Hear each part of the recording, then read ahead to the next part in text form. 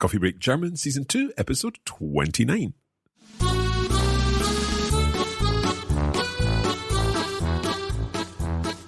Hallo und herzlich willkommen zu Coffee Break German. Ich bin Marc. Und ich bin Andrea. Und wie geht's dir, Andrea? Besser? Ja, mir geht es wunderbar. Ich habe mich sehr gut erholt. So you have improved health-wise? Yes, you're feeling better? I have recovered. Recovered. So sich erholen. Ja. To recover. Genau. Du hast dich sehr gut erholt. Sorry. Ja? Okay, good stuff. Today we are changing our topic a little because last time we were discussing relative clauses. Genau. And how they are combined using the relative pronouns, which are very similar to the definite articles, as far as I remember. Yes. With one exception. Yes. The dative plural form, correct? Yes, denen. Denen. I couldn't come up with a sentence right off the top of my head, including denen right now, but perhaps Andrea can. Yes, das sind die Nachbarn, denen die Katze davon gelaufen ist. Okay, there's quite a lot going on in there. I see laufen, which is to run. Mhm. So those are the neighbors from whom or from which, I guess, the cat ran away. Ja, genau, super. This is why we have Andrea here, because she's like a computer. We say we'd like an example of a dative relative pronoun with denen, and she comes up with a sentence like that. And I've come up with this example because just before we started recording, we talked about cats and my love for cats.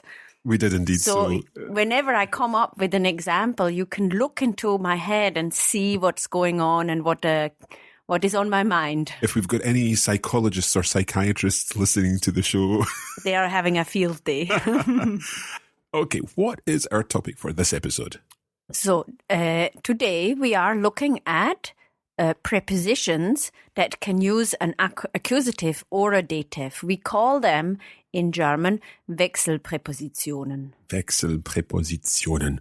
Okay, it sounds a little complicated, but I'm sure you'll explain everything. Yes, of course. There are rules because we're learning German, and I'm sure our listeners will get the hang of it. Okay, then let's get started. Ja, bist du bereit? Ich bin bereit. Los geht's.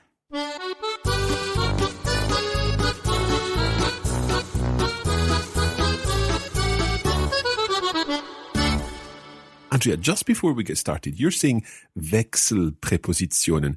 How are you spelling that? W-E-C-H-S-E-L Präpositionen. Okay, so it's not an X. It's not an X. So is it correct to say Wechsel? Yes, I think what it is that I'm maybe slightly overcompensating for my Swissness. Okay. Because in Switzerland we pronounce the CH as Okay. And sorry, listeners, if you're listening in the earbuds there. Yeah, so that's obviously not ideal. I don't want to go and Wechselpräpositionen. Yes, that would be okay. Or Wechselpräposition is also okay. I think it's a regional thing. A regional thing, yeah. Mm-hmm. I remember Thomas always used to talk about nächste Lektion. Yeah. So it's the same idea then. Yes, and it's the CH is a very difficult sound to make, even for us native speakers. And further difficult when it's combined with an S as well. Yes, exactly. And you will hear, if you speak to Germans or maybe watch German television, you will find a lot of different ways how this sound is pronounced. Okay, danke schön. Okay, let's then get on with our lesson. Do we do some review from last time, perhaps? Yes, let's look at our relative clauses, which we discussed last time. Okay. And I have a few questions for you. I hope I can answer them. Marc, was sind Präpositionen? Okay, nice straightforward question to start with. I can probably define it in English. Let's see how I get on in German. Präpositionen sind Wörter, die, what's the word for a noun? Ein Nomen. Ein Nomen, and what gender? Das Nomen. Okay, so then it would be vor einem Nomen stehen. Ja. Stand before a noun. Ja, genau. So Präpositionen sind Wörter, die vor einem Nomen stehen. Genau, sehr gut. Okay. Und was sind Wechselpräpositionen? You're really coming up with some easy questions today, Andrea. I Thank you know. for that. Should I give you a hand and maybe Perhaps, give you yeah. a small explanation? Yeah. Das sind Präpositionen, denen sowohl ein Akkusativ als auch ein Dativ folgen kann. Right. I think I've understood that these are prepositions, and then you've said something along the lines of they can go both before an accusative and a dative, but I didn't get the full wording in there. So this is quite a nice expression for our learners. I noticed the Dänen. Ja. So we say sowohl als auch. It's when we have two options. So when two things can follow. For example, ich möchte sowohl Zucker als auch Milch in meinen Tee. So is it kind of like in English, both something and something else? Yeah. So Genau.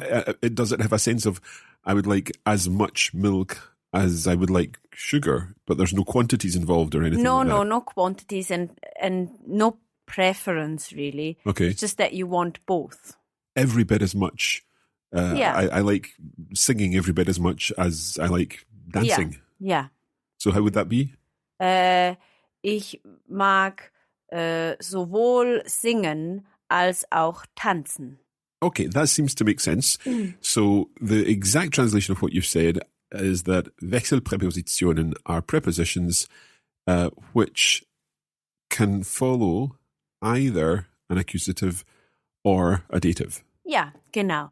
Can I just add something to the sowohl als auch? Please do. And that's quite nice. So if I ask you, möchtest du Milch oder Zucker in Yeah. deinen Tee and you want both, then you can say sowohl als auch. Or just on its own. Yeah. Either, well, it's both options. Ja, genau, sowohl als auch. Because I've already given you the options. Yep. And you say, yeah, I want both. So if you were asked, möchtest du Sachertorte oder Apfelkuchen, I could answer equally sowohl als auch. You Ja, like genau, both. super. Okay, I think that's a very useful expression. Genau. Okay, so tell us a little more about these Wechselpräpositionen. Yes, so let's talk about prepositions in general. Okay.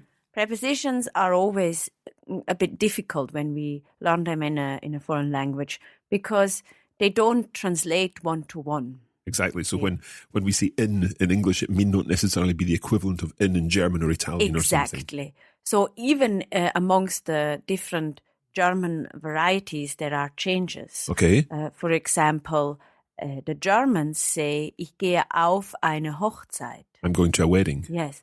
Whereas the Swiss say, ich gehe an eine Hochzeit. Okay, so you're still going to a wedding, but you're Yes. using a different preposition. So in general, the varieties in German use the same prepositions, but there can be regional differences. And maybe listeners should be aware that, you know, if they travel in Switzerland or Austria or Germany, that they might hear something that they learn differently. Absolutely. Okay. So that's prepositions in general. What about the rules for the Wechselpräpositionen then? Yes, so let's look at what Wechselpräpositionen are. Mm-hmm. They tell us where something they give us an idea about the location of, Right. of something or someone. And so our prepositions are in, auf, über, unter, hinter, vor, zwischen und neben. Right. Let's just go through each of these again and give an approximate English version just so that our listeners know where we're going. Obviously, again, they change from time to time, but roughly, in means in. Ja. Auf can mean On. Über, over. Ja. Unter, under. Ja. Hinter, behind. Ja. Vor, in front of. Yes. Zwischen, between. Mhm. And neben, beside. Yes, and I just remembered also an. An. Yeah, so an is a bit difficult for English speakers maybe because you would translate it as on. But it's not auf. No, it's not on top of Okay. something. We use it for example, pictures that are against the wall. So they are not on top of the wall, but they're leaning against or they're hanging against the wall. Right, okay. Pictures are the easiest example, but also, for example, if you hang up your jacket, ich hänge die Jacke an die Wand. Right, okay, so you're hanging something up and that's when you use an. So why do Swiss people go an a marriage? Because, well, why would they go auf? Good point, yeah. You wouldn't go on top of the wedding either. So, as I said, prepositions can be very difficult because they might not literally translate to what you think. Absolutely. It should be. Okay, these prepositions you've mentioned so far, they all seem to be involving the location of something. Yes, exactly. So I can give you a few examples. Das Buch liegt auf dem Tisch. So the book literally lies on the table. Genau. Die Katze sitzt hinter der Tür. We're back to the cats again. This one is sitting behind the door. Ich warte vor der Apotheke. Are you waiting like outside the chemist? Yes, in front of the chemists. Okay, so you're facing the chemists, Yes. waiting for it to open. Yes. Okay, right. So in each of these cases, you've used a dative after the preposition. Is that correct? Yes, exactly. So now I'm going to make a few examples using an accusative, and I thought you could maybe try and work out what the difference is. So just to be clear, these are examples using the same kind of situations, but there's going to be a change, and now you're using Yes. the accusative. Yes. Okay. Well, let's have a listen. Ich lege das Buch auf den Tisch. Right. Previously, the book was lying on the table, but now you're putting or lying the book on the table. Genau. Okay. Die Katze schleicht hinter die Tür. Schleichen. Schleichen is walking very quietly so that no one can hear you. Right. So kind of creeping around. Yeah, cats don't creep. They're lovely lovely animals. They walk quietly. Okay. Right. We won't get into this discussion. So the cat is walking quietly behind the door. Genau. Ich fahre vor die Apotheke. Right. So here you're driving in front of the chemists. Genau. Right. What I'm seeing is that in each of these cases, it's almost like movement involved. Ja. And therefore, is this why you use the accusative rather than the dative? That's a little bit too simple because I knew you were going to say that. it's not the movement, it's the change of location that is important. So when I could use, for example, dancing, tanzen, and we all agree that dancing is movement. Yes. Okay. But I could say, ich tanze in der Diskothek. And I'm not going into the discotheque or leaving it. Yeah. So I'm in the discotheque and that's where I'm dancing. So there's a lot of movement, but I'm not changing location. Okay. If I said, ich tanze in die Diskothek, then I started dancing outside while I was in the queue and I danced through the door into the discotheque. Right. Okay. I think we've talked about certain elements of this before. In fact, I think way back, I remember having a conversation with Thomas about things going under the bridge and whether it was just under the bridge or it was actually traveling under the bridge or something like that. But I guess coming up with this myself would be quite a challenge, knowing whether it's accusative or dative. So some rules would definitely help. Yeah. So the rule is very simple. If you have a change of location with any of these prepositions, and I have to stress that it's really with any of these prepositions, because there are prepositions like zu, where this is not, they're not influenced by this at all. Okay, right. So it's just this particular list of prepositions. Yes. Okay. This is making sense. Can I ask a question? I'm just thinking about things in my head. When we spoke about the perfect tense, we talked about changes of state and changes of place. Yes. So would it be right if I were to think about this? I'm not going to put it into German just now, but if you were talking about dancing in the disco and you were actually dancing in the disco, you would use haben. I have danced in the disco. What would that be? Ich habe in der Disco getanzt. Okay, if you're involving a change of place and you literally went from outside and danced all the way into the disco, would you be using sein? Ja, ich bin in die Disco getanzt. And therefore you're changing both your auxiliary verb and your the preposition. Yes. I think I've got it. Yes. Very good. Well done. Sehr gut. Okay. I feel I should celebrate understanding something. So we're going to take a short break. Sehr gut. Maybe for a cup of coffee. And then afterwards, I think we should have some more examples of this to help our listeners and me consolidate this idea. Genau, sehr gut.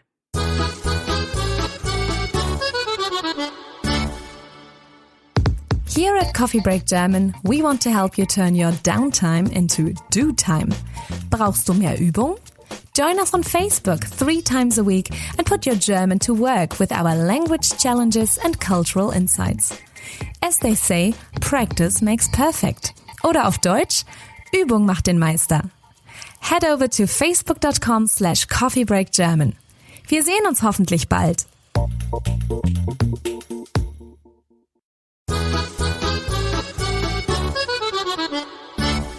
Welcome back. Today we are talking about Wechselpräpositionen, these prepositions which either take the dative or they take the accusative, depending on the situation. Yes, so if we have a change of location, then they take the accusative. And if we don't have a change of location, if the activity takes place in one location, then we have a dative. Okay, I need to think of some kind of mnemonic to help me remember which is which, because I probably know the prepositions, but forget which one it is. I know. We'll need to think about that. Perhaps if our listeners come up with a good mnemonic, they could share that on the Facebook page or on the website. Very good idea. In the meantime, I have 3 more examples where we use the same verb, but once we use the dative and once we use the accusative, and then we can see how this influences the meaning. The meaning, yeah. Mm-hmm. Okay, good for it. Let's hear. So let's use the verb schwimmen. Mm-hmm, to swim. Die Fische schwimmen im Meer. Right, so im is in dem, so that must be dative. Ja, genau. So the fish are swimming in the sea. Genau, super. Okay. Die Fische schwimmen ins Meer. Right, so ins is the same as in das. Mm-hmm. So in das must be accusative. Yeah. And does that mean then they are swimming into the sea? Yeah. From a river, somewhere else, from a river. Okay. Right. So there, when we've got the accusative, there is the motion, the change in place involved. They're starting in the river, they're swimming into the sea. In English, we change into. Genau. But in this case, in German, we're using a different case. Genau. Sehr gut. When you were learning English, Andrea, did you find it difficult sometimes to know whether it's in or into? Well, we already have this concept in German, mm-hmm. so that helped. But obviously, occasionally, I would make a mistake. Of course, I guess it's about applying those rules and getting used to it and obviously seeing it as much as possible. Yes, and also you need to be quick when you speak. Then sometimes you speak faster than you can think. In a foreign language especially, and then you make occasionally mistakes. Yeah, and of course everyone understands. It's very unlikely that it's going to be a life or death situation as to whether it's going to be accusative or dative. I agree. So when I came up with these examples, I really had to think. Yep. Okay, there are very few times where we use the same verb, but it could be either or. Okay, let's have another example. Mm-hmm. Ich fahre in der Schweiz. Right. Ich fahre in die Schweiz. Okay. So in der Schweiz is the dative one. Mm-hmm. We know it's die Schweiz. Yeah. So the der is the dative definite article there. Yeah. In der Schweiz. So if that's dative, then that's about you're already there and you're driving around. So does that mean you drive around in Switzerland? Yes. It would probably mean I am a driver in Switzerland. Oh, right. Okay, so you almost professionally, you drive around. No, not exactly. But for example, I live in Scotland, mm-hmm. And I have a driver's license from Switzerland, and we drive on the right-hand side in Switzerland. Yeah. And I don't have the courage to drive on the left-hand side in Scotland. Okay. So, ich fahre in der Schweiz. When you're in Switzerland, you drive. Aber ich fahre nicht in Schottland. Right, I understand. Okay. So that's the dative one, where we're Yes. talking about no change of location. But when you said Ich fahre in die Schweiz. there, you're using the accusative. The die is the accusative article there. So would that mean that you drive into Switzerland? Yes, exactly. So maybe I don't know, maybe I'm traveling from Scotland to Switzerland. Ich fahre in die Schweiz. So in that case, you're heading towards Switzerland Yes. and you go into.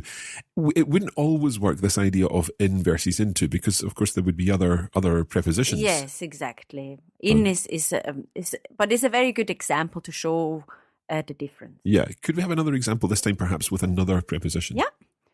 Ich renne auf die Rennbahn. Right. So, ich renne auf die Rennbahn. Okay, let's hear the other one. Ich renne auf der Rennbahn.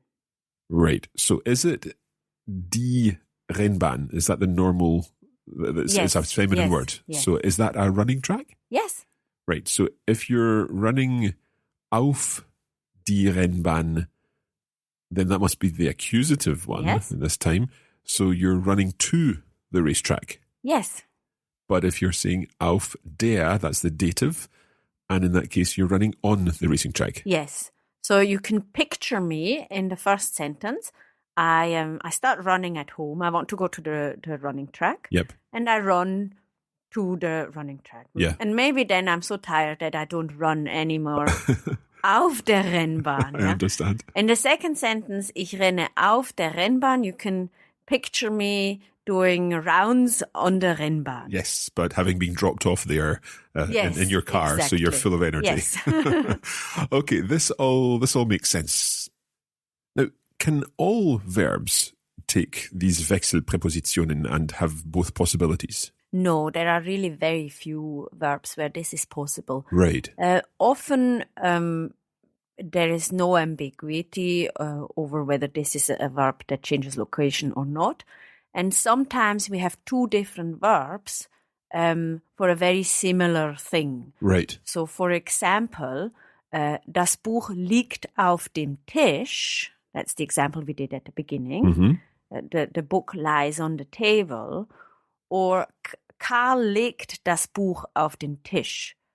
So Karl puts the book on the table. So are those two different verbs? Yes. Right. So what are the verbs then? Liegen. Für das Buch liegt auf dem Tisch. Und legen.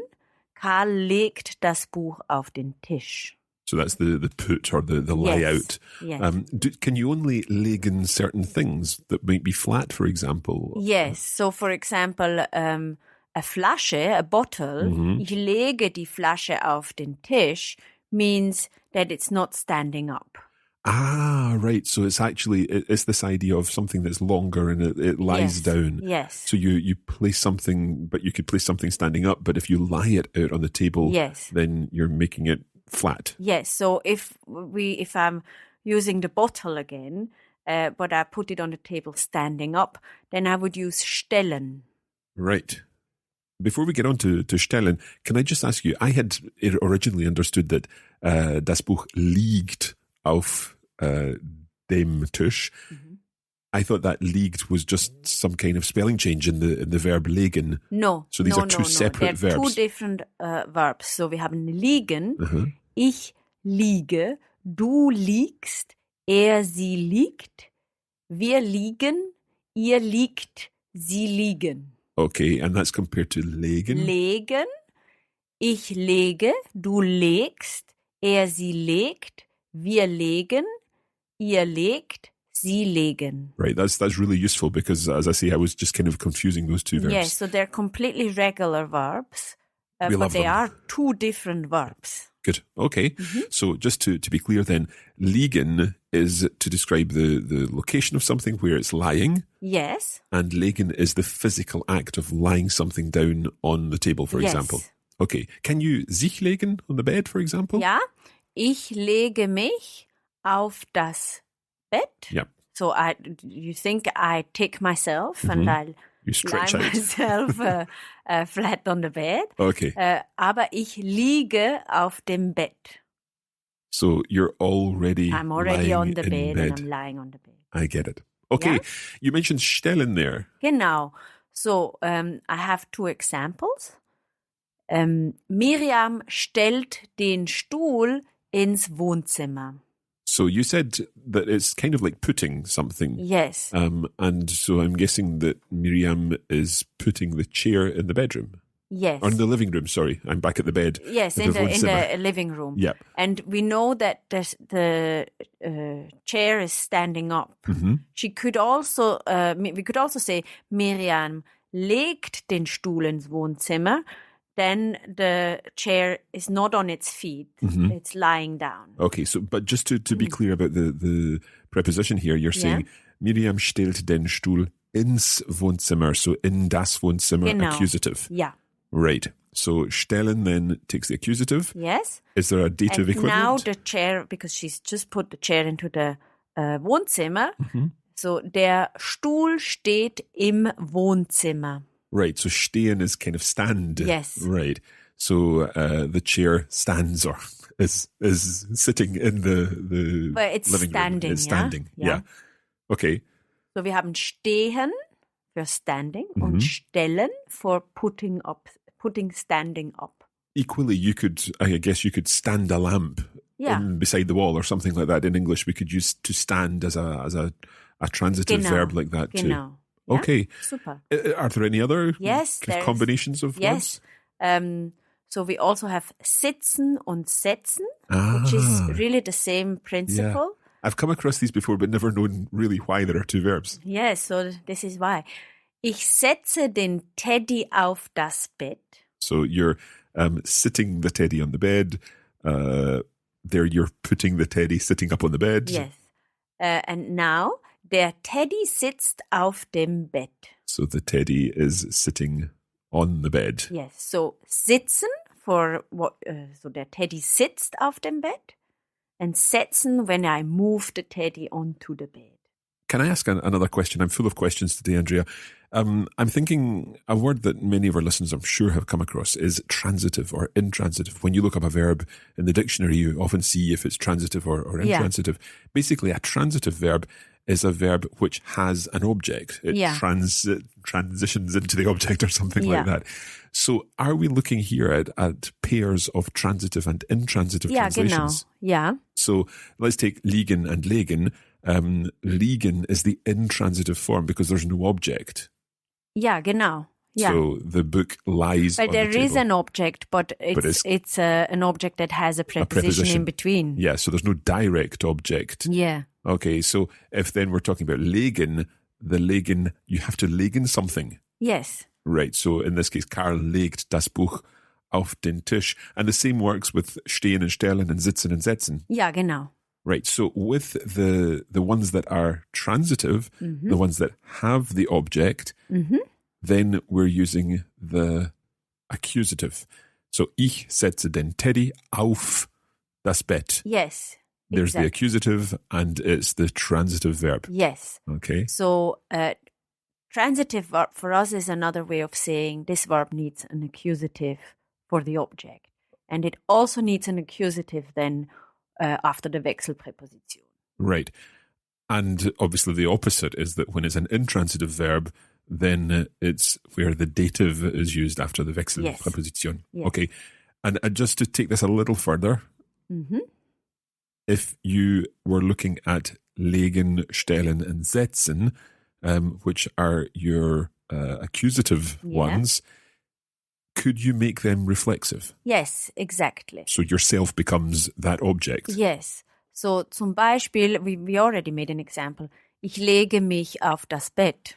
So I lie myself down on the bed. Genau. Oder ich stelle mich hinter die Tür. I stand myself behind the door. Genau. Oder ich setze mich auf den Stuhl. I sit on the chair. Genau. I sit myself down on the chair, if you like. Sehr gut, super. I don't want to complicate things by talking about this idea of transitive and intransitive verbs, but I think for some of our listeners, that's the way they will like it, and others will prefer different explanations. So hopefully we've kind of covered everything in this episode. Well, there is also another way of looking at it. Okay. And whether our sentence answers the question, wohin, where to? Where to? Then we use an accusative after the Wechselpräposition. Mm-hmm. Wohin stellst du den Stuhl? Ich stelle den Stuhl in das Wohnzimmer. Yep. And when we answer the question, wo, and then we use a dative after the Wechselpräposition. Wo ist der Stuhl? Der Stuhl ist im Wohnzimmer. That makes sense. So wo is where and wohin, where to. Genau. So where are you driving to? Ja, ich fahre in die Schweiz. In die Schweiz. Good. Ja. And where are you driving at the moment if I'm on the phone to you? Ich fahre in der Schweiz. Okay. Then I would not be on the phone, of course. Of course, absolutely not. Okay, right. I think we've just got time for some translations, some practice of this.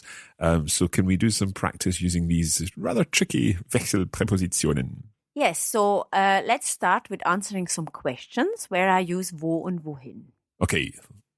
Wo steht dein Auto? Im Moment? Ja. Okay. In der Garage. Sehr gut, super. So nice dative there. Wohin fährst du heute?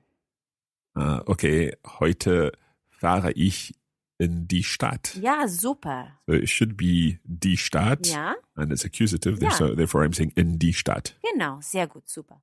Wo ist deine Frau? Im Moment, meine Frau ist im Wohnzimmer. Sehr gut, In super. dem Wohnzimmer. Ja, so wo needs a dative. Mhm. Wohin geht ihr in den Urlaub? In den Urlaub gehen wir auf Mallorca. Ja, das ist sehr gut. Aber Mallorca ist Teil der Balearen, so die Balearen. Right, okay, so what you're looking for there is wir gehen in die Balearen. Auf die Balearen. So you got it right with auf Mallorca, Yep. because we're going on an island. Yep. And if we're going on a group of islands, then auf die Balearen. Okay, so there die again is, in this case, it is accusative. Ja. This is quite a long lesson, but it's important that we cover this, especially at this stage of Coffee Break German. And I think we just have time for a couple of translations let's do some translations from English into German, because that's where we're really testing ourselves Genau, here. super. Okay. So, Philip puts the books onto the bookshelf. What's a bookshelf? Das Regal. Das Regal. Okay. So Philip puts the books onto the bookshelf.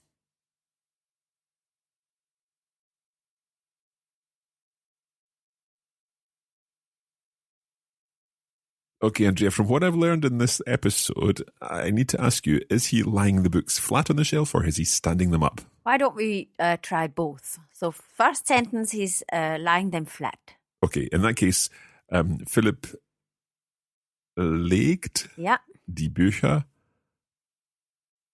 auf das Regal. sehr gut, super.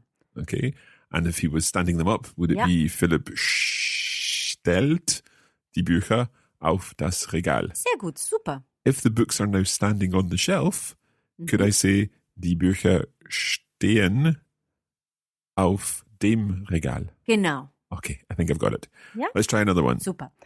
Caroline has a sandwich in her bag. Will we just use ein Sandwich? Ja, Okay.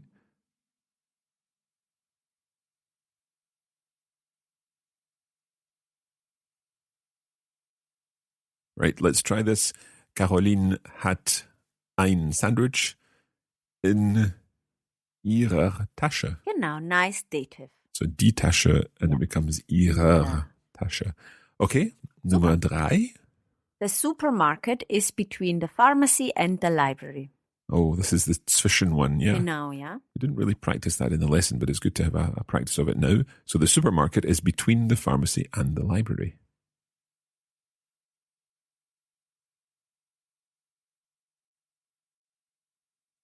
Okay, I'll have a go. Der Supermarkt ist zwischen der Apotheke und der Bibliothek. Der Bibliothek. Der Bibliothek. Right, so Apotheke, but Bibliothek. Genau. Right. Could we also use liegt there? Der Supermarkt liegt zwischen der Apotheke und der Bibliothek. Ja, ja. Because I've heard liegt yeah. be used for towns or something like Yeah, that. very often we use it for towns, etc. Wo liegt die Apotheke? Wo liegt der Supermarkt? Yeah, I think it's possible, yeah. Okay. Let's do one more.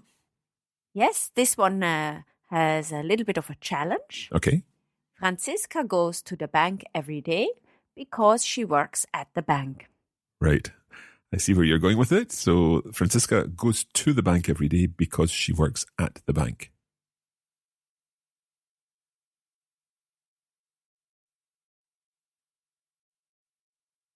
So I think that one would be Franziska geht jeden Tag in die Bank, weil sie in der Bank arbeitet. Sehr gut, super. So the weil throws the arbeitet to the end. Yes, exactly. And because she's not changing location when she works at the bank, it's a dative, in der Bank. Good.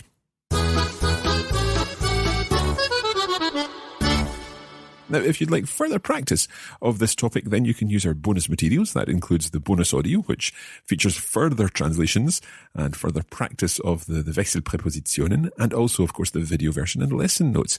And all of that can be found at coffeebreakgermanplus.com.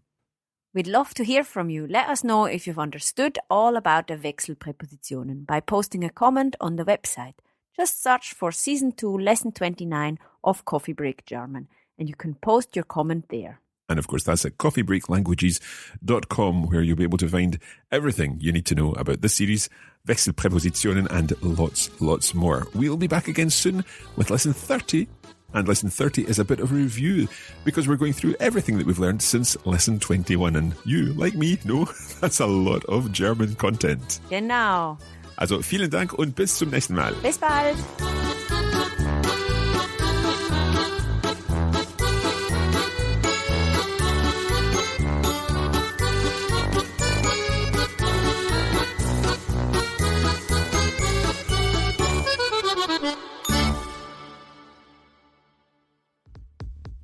You have been listening to a production of the Copy Break Academy for the Radiolingua Network. Copyright 2017 Radiolingua Limited. Recording copyright 2017 Radiolingua Limited. All rights reserved.